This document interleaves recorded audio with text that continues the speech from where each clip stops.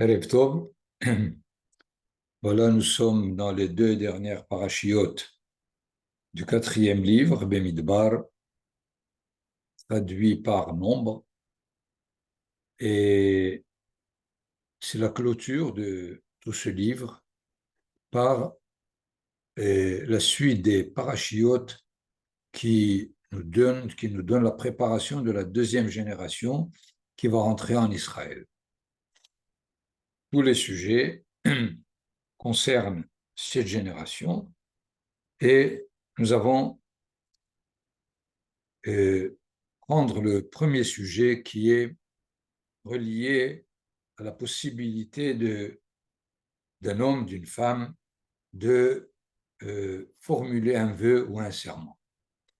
Et si Nathan peut nous donner le texte, ça nous permettra de suivre mieux le sujet lui-même. Donc, déjà au deuxième verset qui est traduit sur la feuille, si un homme fait un vœu au Seigneur ou s'impose par un serment quelque interdiction à lui-même, il ne peut violer sa parole. Tout ce qu'a proféré sa bouche, il doit l'accomplir. Nous avons déjà ici, donc, deux possibilités de formuler une interdiction, le vœu ou le serment. Dans le langage hébraïque, neder ou shevoua.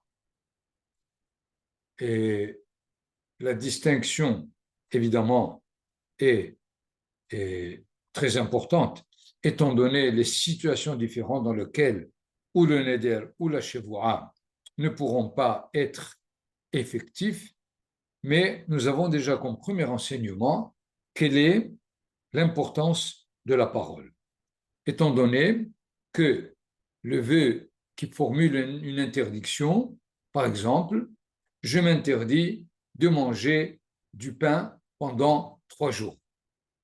A priori, le pain est permis, et voilà qu'avec ma parole, je l'ai rendu interdit à consommer comme toutes les nourritures interdites à la consommation qui ne sont pas cachères.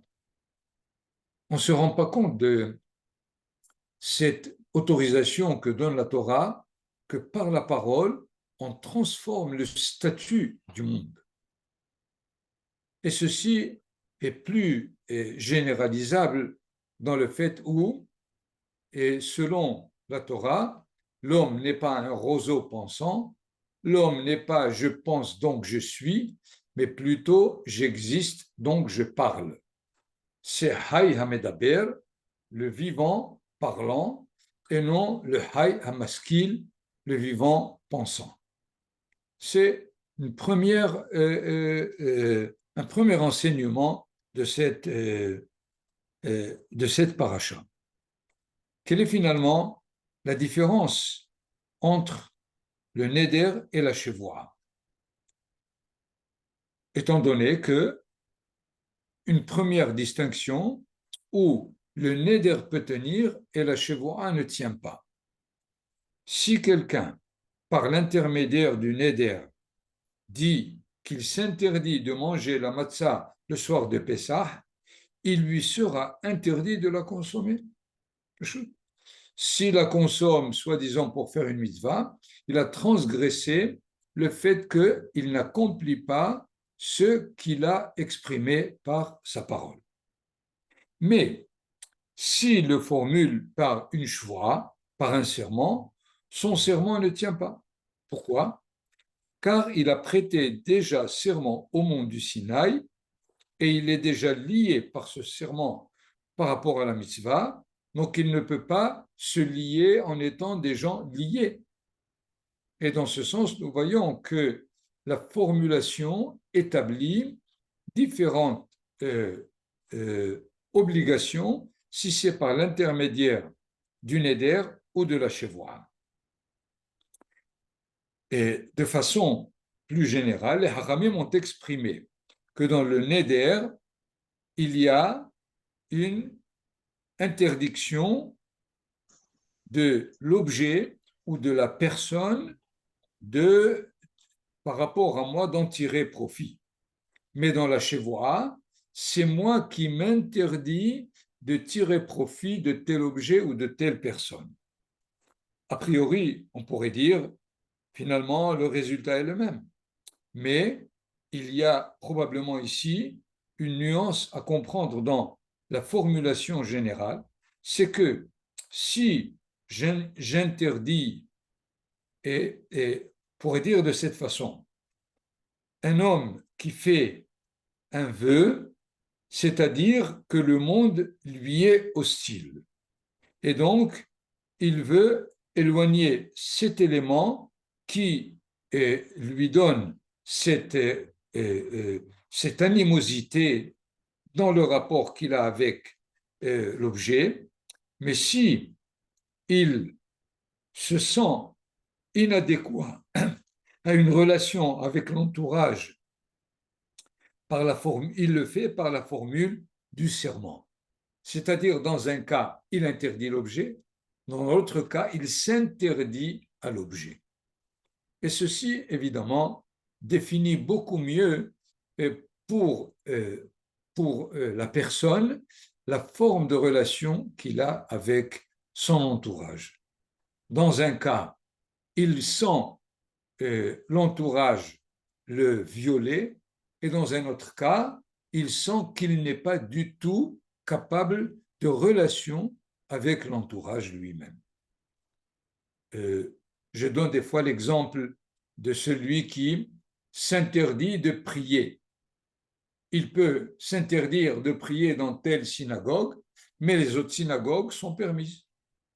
Et il y a celui qui s'interdit de prier par Shvoah, il ne peut prier dans aucune synagogue.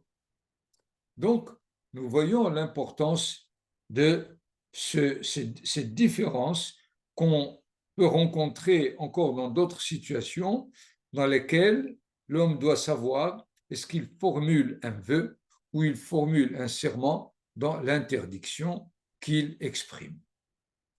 Malgré cela, les Haramim qui ont demandé, et la Torah elle-même, de ne pas faire des vœux parce qu'il y a le risque de ne pas les réaliser. Il faut bien se rendre compte encore de cette mitzvah ou de cet enseignement que la Torah nous donne.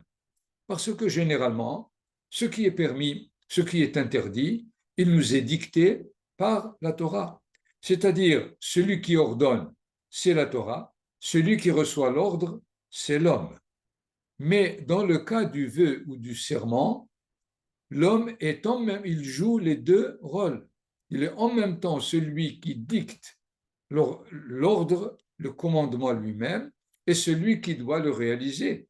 Finalement, il se prend pour Kaviachol, celui qui donne les ordres, celui qui donne les mitzvot. C'est quelque part une sorte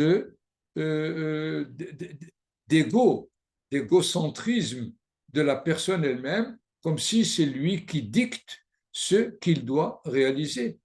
D'ailleurs, la Torah ne nous dit pas quelle est finalement quelle est la cause de celui qui veut prêter serment ou celui qui veut faire un vœu d'interdiction.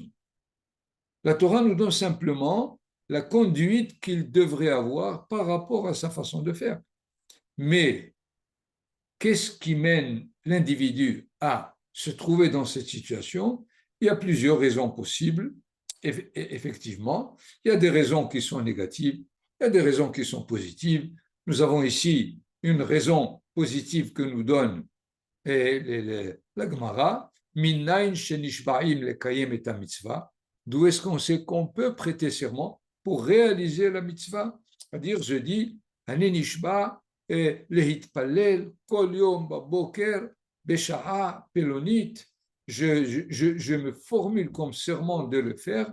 Shene'emar, il y a un verset dans les psaumes, Nishba'ati ba'akayema lishmor mishpete tzidkecha. J'ai prêté serment et je le réaliserai afin de pouvoir observer les ordonnances de ta justice. La Gemara dit, mais pourquoi il a besoin de toutes les façons? il est déjà défini comme quelqu'un qui a prêté serment au moment où la Torah a été donnée au Sinaï. Et là, Kamashmalan, qu'est-ce qu'on veut nous enseigner dans la Gemara? Les arroser nafshi. Il est permis, on donne la permission à l'individu, à la personne, de se donner une sorte de vigilance par rapport à la mitzvah. Comme si, en formulant une shvoa pour réaliser la mitzvah, il se sentira plus responsable, plus amené à la réaliser. Dans ce cas-là, toute autre possibilité de s'interdire par une shvoa n'est pas du tout conseillée parce que finalement, lorsque la Torah nous interdit, elle sait que il y a toujours ce penchant qu'il y a dans l'homme de transgresser ce qui est interdit. Et ce qu'on appelle le péché mignon. Parce que c'est interdit, on a plus envie de le transgresser. Mais s'il n'est pas interdit, généralement, on n'a pas tendance à faire attention. Donc, la Torah sait que lorsqu'elle interdit, elle crée un état de tension entre la personne et ce qui est interdit. Et les Hachamim nous disent, Hakadosh Baruch Hu nous donne les forces pour surmonter cette tension qu'il y a entre moi et la transgression possible. Mais lorsque l'homme fait un vœu, il crée une interdiction, d'où est-ce qu'il va avoir la possibilité d'être aidé de ne pas la transgresser. Il est donc plus exposé à ce danger de réaliser, de transgresser ce qu'il a dit et par rapport à toute interdiction que la Torah nous donne. C'est pour cela qu'il faut comprendre pourquoi les Hakamim disent il vaut mieux ne pas faire des vœux d'interdiction parce qu'on n'est pas protégé. Et comme si le Yetzer Hara nous dit nous allons voir combien tu es capable de réaliser ce que tu dis. Et alors, très facilement, on tombe sans nous rendre compte. Et c'est dans ce sens où, de façon générale, la Torah nous dit ne faites pas de vœux. D'ailleurs, pratiquement, nous le savons aujourd'hui qu'il y a peu de personnes qui formulent leur conduite à travers d'interdits, étant donné que les Hachamim, pendant les générations, ont tellement mis en garde l'individu de le faire que finalement, le Neder a disparu. Tellement que nous sommes dans une situation inverse, on entend combien de personnes qui disent quoi que ce soit et immédiatement, bli Neder, bli Neder, bli Neder. Mais finalement, tu n'as fait aucun Neder. Pourquoi tu dis bli Neder? J'insiste énormément sur cette façon de formuler qui finalement est vide de sens si elle n'est pas en train de cacher quelque chose de beaucoup plus grave. C'est-à-dire, nous verrons demain à 9h, Blineder, c'est-à-dire je risque de ne pas être là-bas à 9h. Donc, j'essaie de m'éloigner de ma responsabilité à travers des formules de la halakha. Donc, faites attention. Lorsque vous formulez quelque chose, sachez qu'est-ce qu'il y a derrière.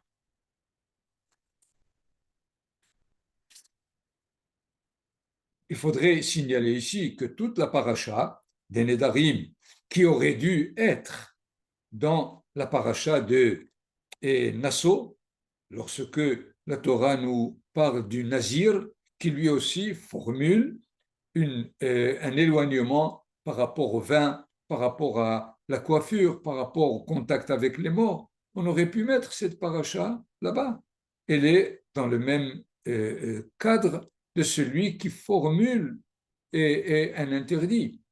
Seulement, ici, à part ce verset, toute la paracha est formulée par rapport à une fille chez son père ou à une femme chez son mari, qui finalement nous définit quelque chose de nouveau, qui n'a pas été enseigné dans la paracha du Nazir, étant donné finalement la génération qui va rentrer en Israël. Rentrer en Israël, les 12 tribus sont dispersées, et voilà qu'une femme, peut-être pour mettre son mari en mauvaise position par rapport à sa conduite, elle formule une sorte d'interdit. Je ne veux en aucun cas faire la cuisine pendant un mois, par exemple. Comment ce juif qui se trouverait à Dimona ou dans un kfar, dans un village quelconque, il va chercher un rabbin pour qu'il vienne, pour qu'il délie sa femme de ce vœu. La Torah s'est rendue compte que le shlom bayit est en danger.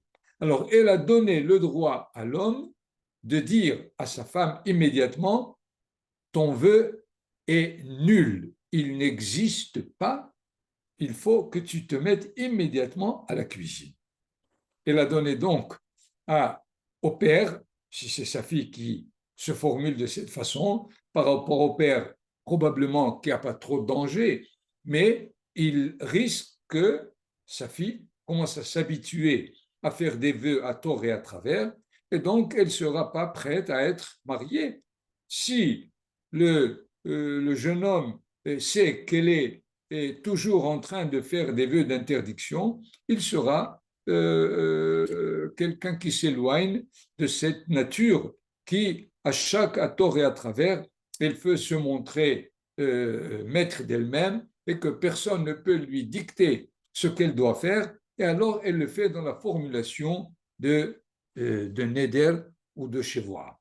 Donc tout le chapitre, et jusqu'au dernier verset, qui est le verset 17 du chapitre 30,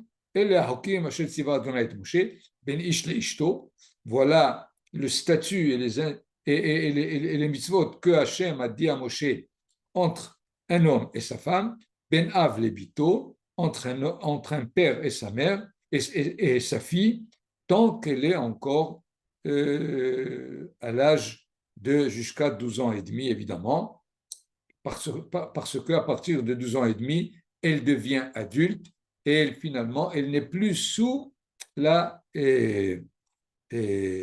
présence, si on peut dire, de son père.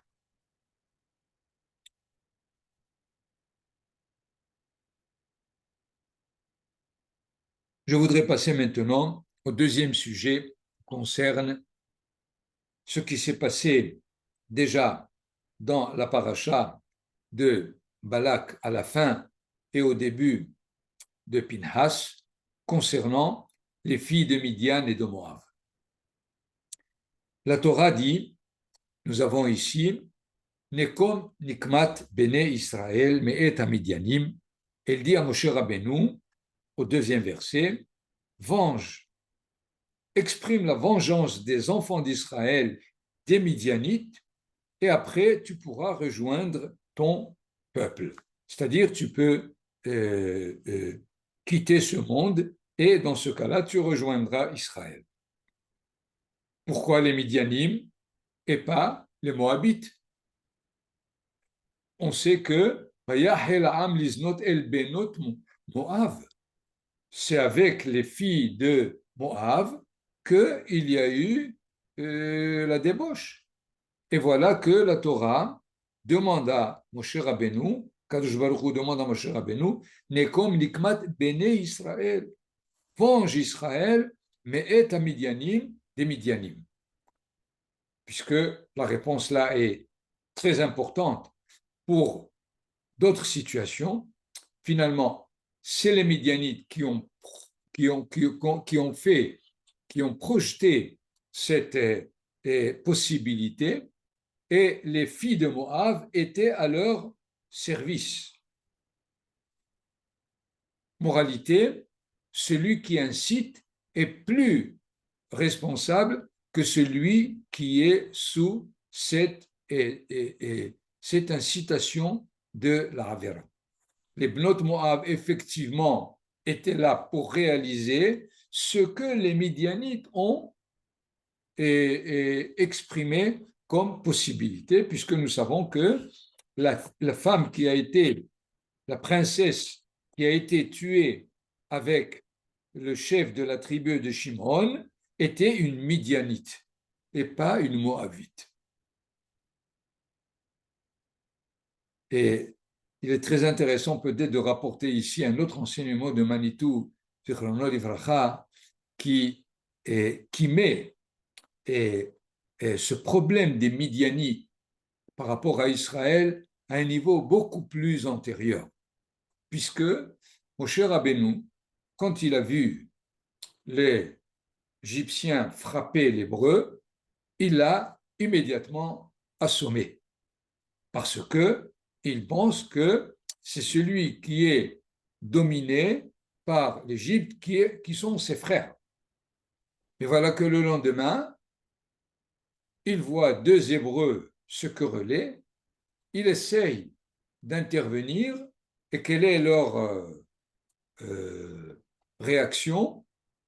Oh, tu vas nous faire ce que tu as fait hier à cet Égyptien. Immédiatement, Moshe Rabbeinu s'est rendu compte qu'il risque d'être attrapé par le prince d'Égypte. Et il s'est enfui. Pourquoi il s'est enfui? Parce qu'il voulait sauver sa personne. Mais où est-ce qu'il s'est enfui? Il est parti à Midian. Pourquoi il est parti à Midian et pas à Moab et pas à Ammon? Il y a tellement de pays autour. Manitou dit que finalement, il a cherché un autre Hébreu à la place des Hébreux qui sont en Égypte. Quel est cet Hébreu à leur place? C'est celui qui est de la descendance d'Abraham Avinu. Or, de la descendance d'Abraham Avinu, c'est Midian. Et alors, il est resté probablement au moins 40 ans avec Yitro, et il a pris comme femme Tzipora, comme quoi il a pensé que finalement, le peuple nouveau par qui la délivrance va arriver, c'est Midian. Et Kadosh Baruch Hu, lorsque il l'a appelé, il lui a dit « Retourne, mon peuple n'est pas Midian, mon peuple c'est celui qui est en Égypte. » Et nous savons que finalement, Moshe Rabbeinu devait réaliser ce que Akadosh Baruch Hu lui a dit, mais Akadosh Baruch Hu a encore des doutes que Moshe Rabbeinu pense encore que les Midian peuvent faire aussi l'équivalent, le contrepoids d'Israël. Et on peut peut-être, si l'occasion se fait, de prendre Midian à la place d'Israël. C'est pour cela qu'il lui dit, tu vas aller venger Israël des Midianites et ensuite tu rejoindras ton peuple. C'est-à-dire, il faut barrer complètement cette possibilité qu'on peut se joindre à un autre peuple parce que les Hébreux ne formulent pas ce que tu aurais voulu comme valeur et morale. Sache que quelle que soit la conduite des Hébreux, c'est eux la morale. Et c'est là où Manitou essaye de donner ce qui se passe, ce qui s'est passé de son temps et ce qui peut se passer encore aujourd'hui, c'est qu'il y a des Juifs qui pensent que le monde juif n'est pas assez moral, il devrait se conduire d'une autre manière. Et comme ça leur déplaît, ils vont rejoindre tel mouvement, le socialisme, le communisme, le marxisme, etc., parce qu'ils pensent que cela exprime un peu plus de la morale que ces juifs. Et c'est ça l'enseignement que cet ordre qui est donné à Moshe Rabbeinu de venger Israël à travers le peuple de Midian. Mais nous voyons que dans le deuxième verset, verset 3, après l'ordre de Hachem, Vaidaber Moshe la'am lemor, Moshe parle au peuple et il leur dit formez une unité armée, al Midian, afin qu'ils aillent et en Midian, la tête Nikmat Adonai be Midian, afin de venger Hachem de Midian. Remarque, Nachon, Hachem dit Nekom Nikmat Bene Israël. Vous avez là, dans le texte qui est devant vous, Nekom Nikmat Bene Israël Me'et Midianim, venge Israël, la tête Nikmat Hachem be Midian. De donner la vengeance qui revient donc à Hachem dans Midian. Alors, le Midrash dit Hakadosh Baruch Hu Amar Nikmat Bene Israël, Moshe Amar Nikmat Hachem.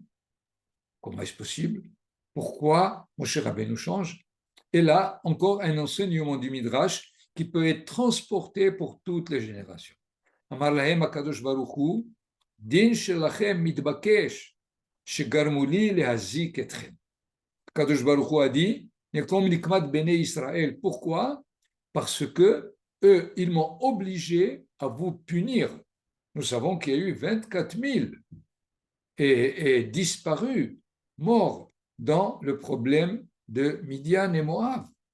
Alors, je veux venger Israël parce que les Midianim m'ont obligé d'intervenir et de vous punir. Amar Moshe Ribon Haolamim. Moshe intervient et il dit, maître du monde, Im Haïnu Arevim, si on était incirconcis, ou si on était des idolâtres, ou Kofrim Bemitzvot, il ne nous aurait pas du tout inquisitionnés. Et là, Bishvil Torah ou Mitzvot Shenatatalanu, à cause de la Torah et des mitzvot que nous ont donné, que tu nous as donné, Hanekama Shelcha, Heve, la tête Nikmat Hashem. Comprenez là ce dialogue qu'il y a entre Hakadosh Baruch Hu et Moshe, afin de nous expliquer que ce que les goyim nous veulent comme haine, comme antisémitisme, c'est pas contre nous qu'ils l'ont, c'est contre Hakadosh Baruch Hu lui-même. Inconsciemment, ils savent que nous sommes là pour réaliser un projet divin, et c'est le projet divin qui les gêne, c'est pour cela qu'ils veulent nous faire disparaître. C'est pas nous en tant qu'Israël qu'ils veulent faire disparaître, dit le Midrash, c'est nous en tant que porteurs d'un projet divin qu'ils veulent faire disparaître. Donc, c'est envers Akadosh Baruch Hu qu'ils portent leur haine et leur désir de nous faire disparaître.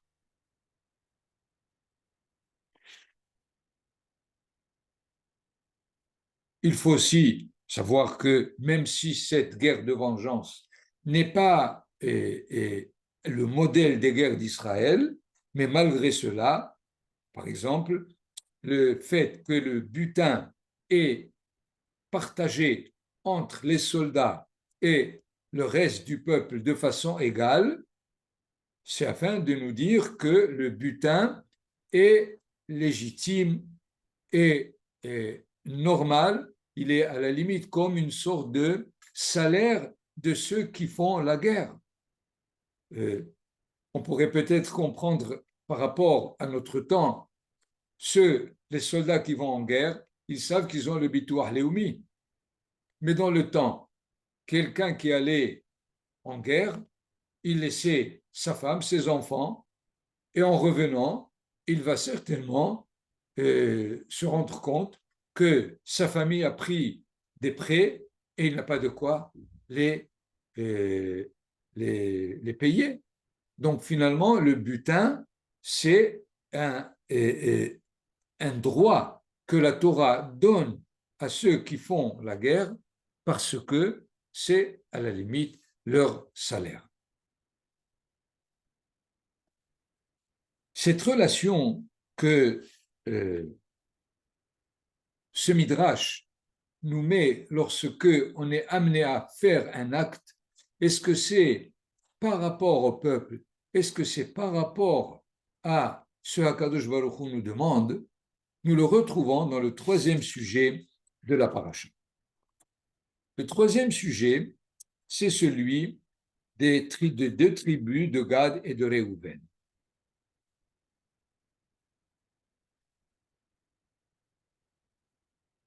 les deux tribus avaient beaucoup de bétail, et comme on venait déjà de conquérir les terres de Sihon et de Og à l'est du Jourdain, ils sont arrivés et ils ont demandé que, au lieu d'avoir leur part en terre d'Israël, que Moshe Rabbeinu leur donne une part dans la rive orientale du Jourdain.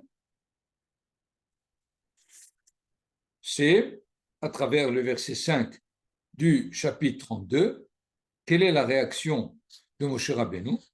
ויאמר משה לבני גד ולבני ראובן, האחיכם יבואו למלחמה, ואתם תשבו פה. C'est-à-dire, Moshe Rabbeinu, qu'est-ce qu'il leur dit? Est-ce que, Nathan, tu peux nous donner les textes d'avant, il me semble, s'il y a là-bas un texte? Et non, tiens, je ne l'ai pas rapporté. Bon.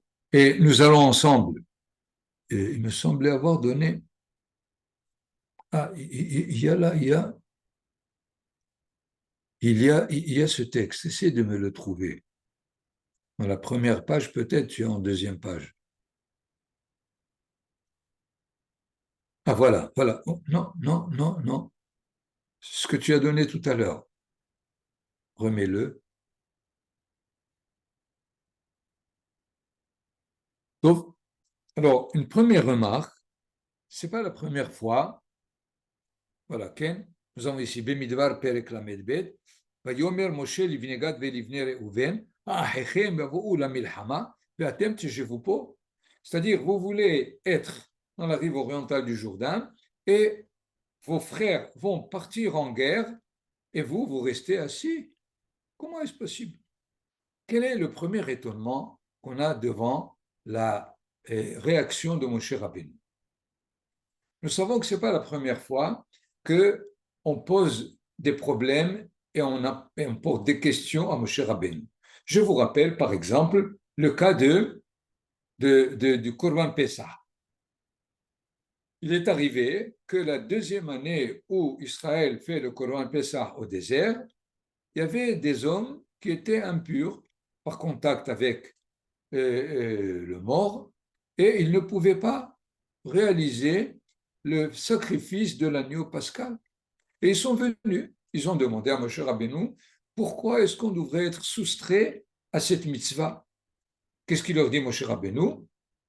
Imdou ve'eshmea, ma yetzavé Hashem lachem. Attendez, je vais un coup de fil, et puis je vais avoir la réponse. De la même façon, dans la paracha de Pinhas, je vous rappelle le cas des filles de Tselofhad qui ont demandé que leur père soit représenté dans la terre d'Israël. Et vous avez dans le chapitre 27, au verset 5, Vayakrev Moshe et Mishpatam Lifne Adonai. Moshe a présenté leur demande devant Hachem. Or, dans le cas d'Ebn Gad et Ibn Reuven, qui lui demande de leur donner la part orientale, Moshe Rabbeinu ne porte pas leur demande devant Hachem, mais il répond directement. ויאמר עליהם משה, ויאמר משה לבני גד, הרי אחיכם יבואו למלחמה ואתם תשבו פה. Alors, dans quel cas Moshe Rabbeinu demande l'avis divin, et dans quel cas il décide lui-même de la réponse? Il semble qu'il y a là une première différence, c'est que dans les deux premiers cas, on pose une question, alors il va répondre. Mais dans le cas d'Ibn Gad et Ibn Reuven, eux, ils disent déjà la réponse. Et finalement, leur réponse est complètement en contradiction avec ce qui est le plus logique. Essayez de descendre le texte. Ken? Non? Imken, qu'est-ce qu'il leur dit? Ce n'est pas une question de mitzvah ici.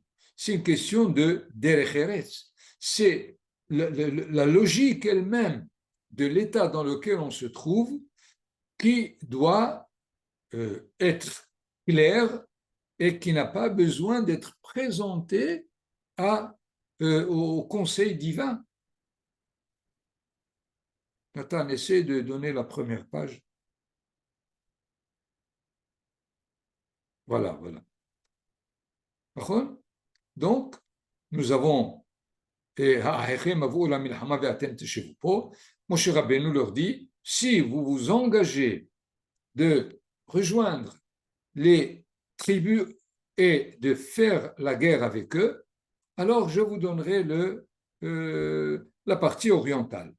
Que répondent les deux tribus au verset 17, Yudzaïn, nous allons nous engager comme une avant-garde devant les Bnei Israël jusqu'à ce qu'ils rejoignent leur endroit et nous laisserons nos femmes et nos enfants dans les villes forteresses, évidemment, pour être gardés des autres, des peuples frontaliers. Qu'est-ce qu'il leur dit, Moshe Rabbeinu? Il a accepté, mais il leur dit, vous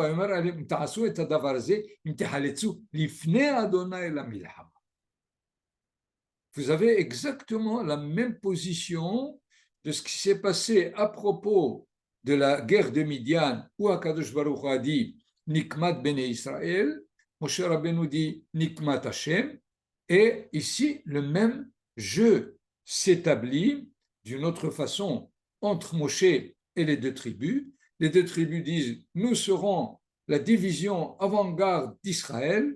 Il leur dit vous allez vous engager devant Hachem pour faire la guerre. Immédiatement, ils corrigent eux-mêmes. Vous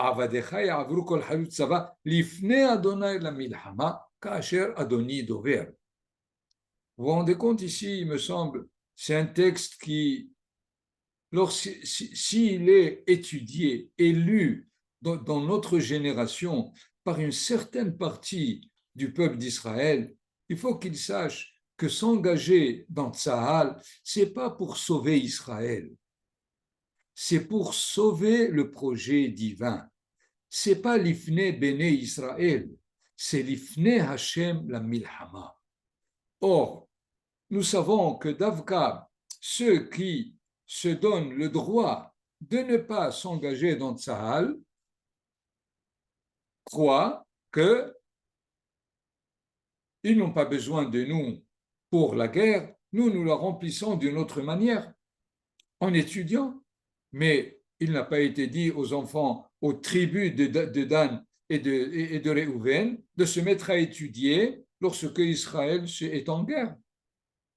Si jamais l'idée que nous sommes là, pas dans le temps de guerre, mais nous sommes là afin de réaliser un projet divin et pas simplement un projet sioniste, alors il aurait été clair qu'il est normal qu'on s'engage dans l'armée d'Israël. Pas à cause du sionisme, pas à cause du danger, mais parce qu'il faut réaliser le projet divin dans cette terre. Voilà donc comme enseignement encore à travers ce dialogue qui s'est établi entre les Bnei Gad et les Bnei Réhouven à propos de leurs demandes. Il faut savoir qu'il y a des problèmes qui sont au niveau du Derech Eretz et pas au niveau de la mitzvah et de la Torah. Et dans ce cas-là, la réponse n'a pas à être dans un conseil ou dans un avis divin.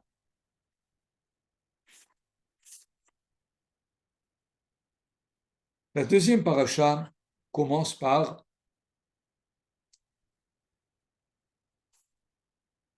la liste des différentes stations que Israël dans le désert, sont 42 stations qui sont enregistrées dans le chapitre 33.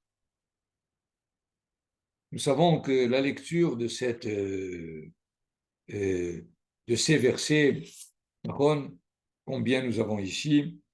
49 versets pour nous donner les différentes stations de leur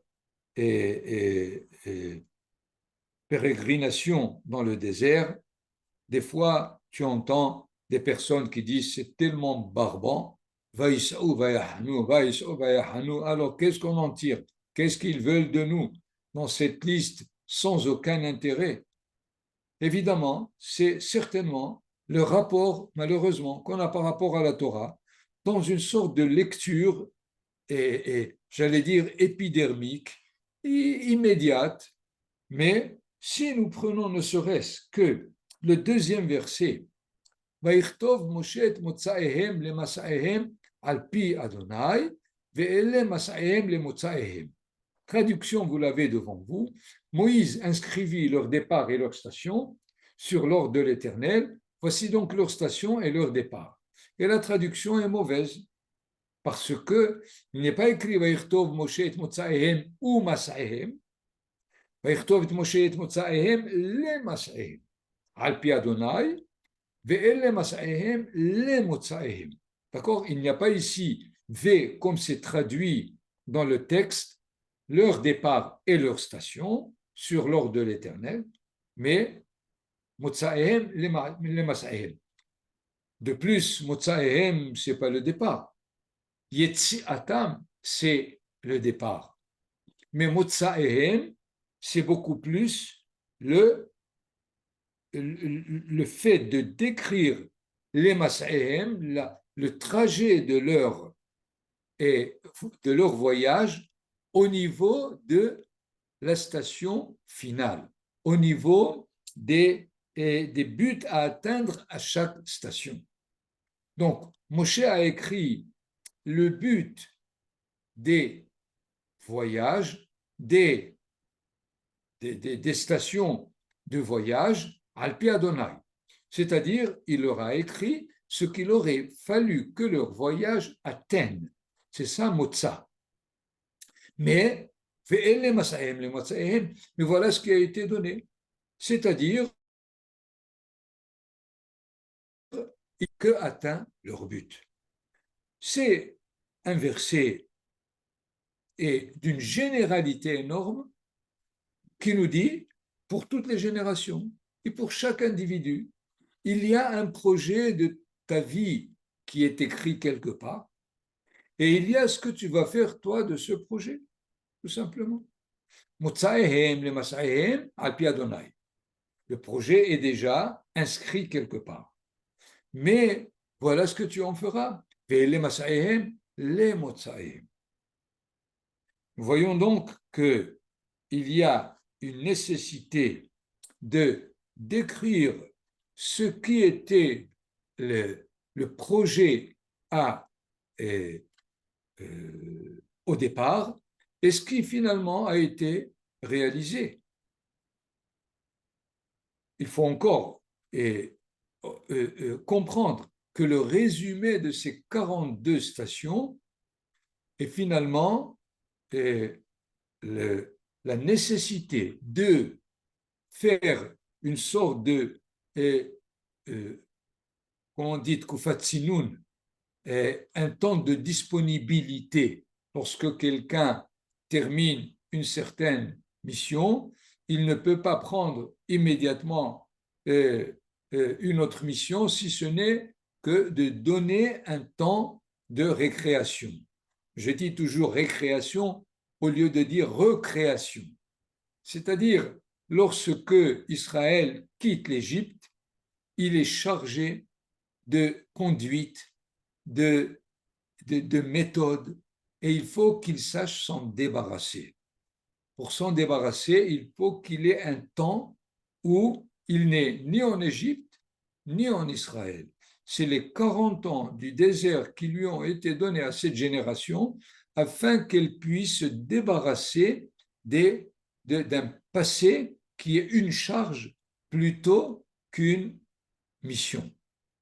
Et c'est là où il fallut 42. Je voudrais ici, entre parenthèses, une petite remarque. c'est que dans le temps du Homer, nous savons que le 28 Iyar, le jour de Jérusalem, c'est le 43e jour du Homer. C'est-à-dire il a fallu 42 jours du Homer pour nous mettre exactement capables d'avoir la possibilité de recevoir le Yerushalayim dans son projet effectif. Nous voyons donc que la liste n'est pas simplement une liste, parce que, si vous voulez, une question première, les versets qui reviennent toujours. Chaque endroit est répété deux fois. On aurait pu dire ואחר כך בדובך, ואחר כך באלוש, ואחר כך ברפידים, ואחר כך, pourquoi chaque endroit est répété deux fois? C'est que lorsque ils démarrent de quelque part et ils campent, au moment où ils campent, où ils font leur campement, ils doivent se débarrasser de ce qui a été retenu dans cette station. On n'est pas en train d'accumuler les stations, on est en train de réussir chaque station. Si une station est réussie, on peut s'en débarrasser. Parce qu'il faut maintenant et se donner la possibilité d'aborder la station nouvelle comme si on était complètement jeune. Il ne s'agit pas d'accumuler sans aucun intérêt ce qui a été déjà acquis. Et ceci, évidemment, par rapport aux habitudes, aux minhagim que les générations passées ont accumulées sur nous, et qu'il s'agit de les reprendre, de savoir de quoi on peut se débarrasser et de quoi il faut laisser.